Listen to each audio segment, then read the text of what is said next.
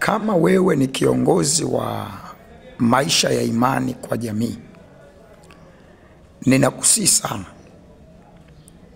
ongeza ujuzi au tafuta kujua kwa usahihi ukweli wa kimsingi kuhusu swala zima linalohusu imani unayoifundisha kwa mahali popote ulipo, ili usije ukapotosha watu, kwa sababu unapofundisha imani usioijua vizuri undani wake na usahihi wake ulivyo, maana yake unawanywesha watu aina fulani ya roho ambayo asili yake hiyo roho ndiyo inabeba hatima ya watu hao.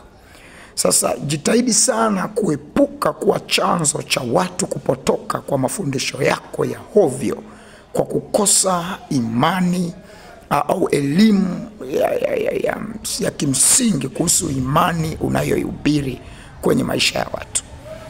Tuna kila sababu ya kutambua kusudi ambalo Mungu ametuita na kutuweka katika nafasi hizi ili tuweze kufanya vizuri. Kumbuka, wewe ni askofu, wewe ni mchungaji, wewe ni mwalimu, wewe ni mtume, wewe ni nabii.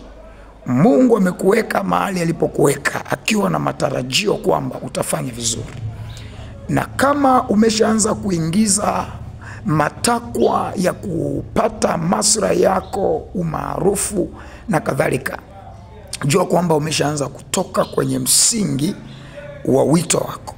Sasa jambo la msingi ni kujitafakari na kuchukua hatua ya kurejea katika nafasi unayotakiwa kuwa, ikiwa utagundua kwamba hauko sawa.